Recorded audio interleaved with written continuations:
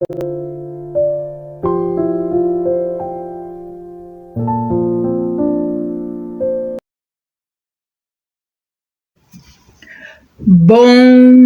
dia!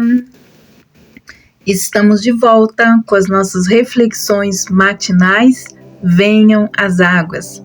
Nesta série de reflexões a respeito da carta de Paulo aos Efésios, nós entramos no capítulo 2 e nós vamos hoje meditar dos versículos 5 até o versículo 9, que diz assim: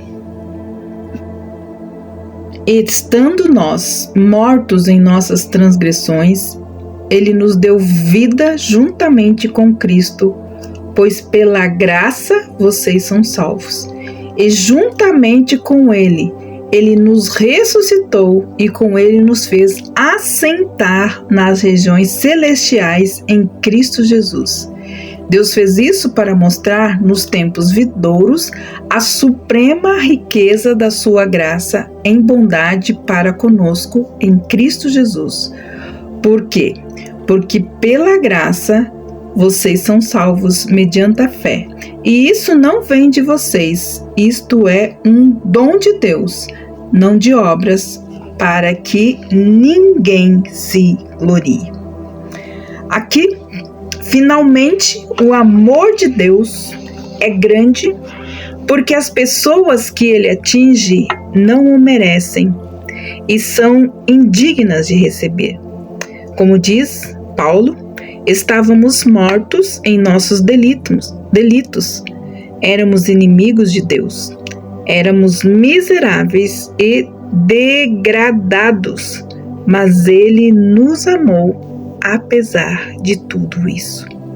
Então, como resultado do amor de Deus para conosco e da obra redentora de Cristo, nós podemos agora desfrutar das seguintes bênçãos enumeradas então por Paulo. Deus, primeiro, nos deu vida juntamente com Cristo. Segundo, juntamente com Ele, Ele nos ressuscitou. E terceiro, Ele nos fez assentar nos lugares celestiais em Cristo Jesus. Estas são as bênçãos reveladas pelo amor de Deus por nós. Essas expressões, elas descrevem a nossa posição espiritual resultante, então, da nossa união com Cristo. Ele atuou como nosso representante, não apenas por nós, mas como se fosse um de nós. Por isso, quando Ele morreu, diz a palavra, nós também morremos. E quando Ele foi sepultado, nós também fomos. E quando Ele nos deu vida, Ele foi elevado e se assentou nos lugares celestiais. O mesmo aconteceu conosco. Todos os benefícios da sua obra sacrificial são agora desfrutados por nós por causa da nossa união, da nossa ligação com Ele. Receber vida juntamente com Cristo significa que os judeus e os gentios convertidos estão agora ligados a Ele em novidade de vida. O mesmo poder que lhe deu vida ressurreta também a deu a nós. Paulo aqui mostra-se tão maravilhado com isso que interrompe o seu pensamento e exclama: pela graça sois salvos. Ele quase perde o fôlego em meio à imensa profundidade da revelação que Deus demonstrou a quem merecia exatamente o contrário. Por isso nós vemos aqui, é graça. Tudo é pela graça. Já mencionamos que a misericórdia significa nós não recebemos o castigo que nós merecíamos. Graça, por sua vez, significa que recebemos a salvação que não merecíamos e a recebemos como um dom, como uma dádiva, como um presente, e não como pagamento por algum trabalho feito por nós. Assim nós a recebemos daquele que não tinha obrigação nenhuma de dar. Trata-se de um ato voluntário de amor. Deus não tinha nenhuma obrigação.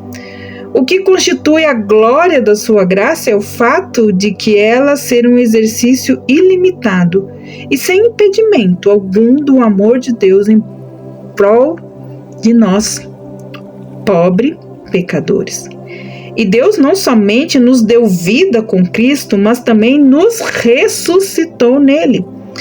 Então, a morte e o julgamento foram superados por nós, assim como foram superados por ele. Estamos do outro lado do túmulo, ao lado da ressurreição. Essa é a nossa gloriosa posição resultante da nossa união com ele. Pelo fato disso ser verdade, quanto então à nossa posição espiritual em Cristo, devemos também viver como ressurreto dentre os mortos. Outros aspectos da nossa nova posição é que nós estamos assentados com ele nas regiões celestiais. Então, pela nossa união com ele, somos vistos como já libertos do presente mundo mal e assentados em Cristo na glória. É assim que Deus nos vê. Se pela fé, amados, nós assimilarmos este aspecto da nossa posição, das bênçãos que nós recebemos em Cristo Jesus, isso modificará o nosso caráter. E não ficaremos mais presos a este mundo, nem preocuparemos ou estaremos preocupados com o que é transitório, mas sim com aquilo que é de grande valor. Antes buscaremos então, como diz Paulo lá na sua carta em Colossenses 3:1, quando nós temos o entendimento e a compreensão e assimilamos e entendemos isso pela fé, nós buscaremos as coisas que são de cima, onde Cristo está assentado à destra de Deus. Amados, a chave para a compreensão exata desses versículos está na expressão em Cristo Jesus. É nele que nós recebemos vida, somos elevados e assentados nas regiões celestes. Ele é o nosso representante, por isso os seus triunfos e a sua posição são nossos. Que pensamento maravilhoso! Olha só. O milagre da graça. O milagre da graça transformadora será o assunto da eterna revelação. Durante toda a eternidade, Deus desvendará às multidões celestiais o quanto custou ao Senhor levar o castigo dos nossos pecados sobre a cruz. É um assunto, amados, que nunca terá fim. Mais uma vez, Paulo dispõe as palavras de um modo a transmitir a ideia da imensidão da graça. Ele fala primeiro da bondade de Deus para conosco. Depois ele fala a sua graça em sua bondade para conosco. Depois ele aumenta falando sobre a riqueza da sua graça em sua bondade para conosco. E depois ele fala da sua suprema riqueza, da sua graça e sua bondade para conosco. Ora, amados, se Deus revelará a riqueza da sua graça durante toda a eternidade, segue-se que estaremos aprendendo acerca dela para todo sempre. A nossa escola serão os lugares celestiais. A sua graça será a matéria que vamos estudar pela eternidade. Os salvos serão os alunos e o período escolar será toda a eternidade. Se você não gosta de escola, não gosta de aprender, comece a se preparar desde já. Isso, amados, destrói a ideia de que seremos tudo quanto chegaremos aos céus. Só Deus sabe todas as coisas e nunca seremos iguais a Ele. Isso também nos ajuda a perceber. O versículo 8 ou os 3 versículos seguintes apresentam o plano de salvação, talvez da maneira mais simples e clara que se possa encontrar na Bíblia.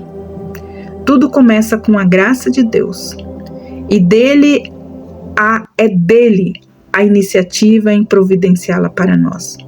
A salvação é dada àqueles que não a merecem, e isso com base na pessoa do Senhor Jesus Cristo e na obra que foi feita por Ele.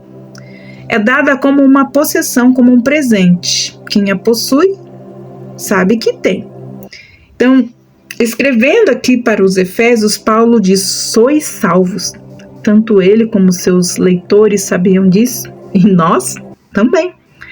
A maneira como nós recebemos a dádiva da vida eterna mediante a fé, ter fé nesse caso significa assumir o lugar de pecador culpado e pedir e perdido, e assim receber do Senhor Jesus, ou receber o Senhor Jesus como a única esperança da nossa salvação.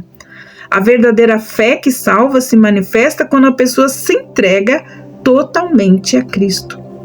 Olha, amados, qualquer ideia de merecimento de que o homem pode adquirir a salvação pelas obras é completamente destruída pelas palavras: não vem de vós. Pessoas mortas não podem fazer, e pecadores nada merecem a não ser o julgamento. Amados, graça é dom de Deus, é uma dádiva, e forçosamente é de graça. É um presente incondicional. É somente assim que Deus oferece a salvação. O dom de Deus é a salvação pela graça, mediante a sua fé. Esse dom é oferecido a todas as pessoas e, queridos, em todos os lugares, não importa como elas se sintam. Não vem das obras, significa que não se pode obtê-la nem comprá-la por atos que parecem meritórios. Por exemplo, a salvação não pode ser alcançada por meio de confirmação, nem de batismo, nem ser membro de uma igreja, nem de frequentar uma igreja, nem de santa ceia, nem tomar ou guardar os 10 mandamentos, ou observar o sermão do monte, ofertas de caridade, ser um bom vizinho, levar uma vida moral respeitável. As pessoas, elas são salvas pelas obras. Também não são salvas pelas obras, também não são salvas pela fé adicionada às obras. Somos salvos somente pela fé. No momento em que se inclui obras em qualquer qualidade ou quantia como meio de alcançar a vida eterna, a salvação deixa então de ser de graça, como diz Romanos 11:6. Uma razão pela qual as obras são absolutamente excluídas é evitar que alguém se glorie. Se alguém pudesse ser salvo por suas obras, então teria razão de se gloriar perante Deus. Isso, porém, é impossível para nós. Finalmente, amados, se alguém pudesse contribuir para a sua salvação com as suas obras, isso colocaria Deus na posição de devedor, o que também é impossível. Deus não pode ser devedor de ninguém.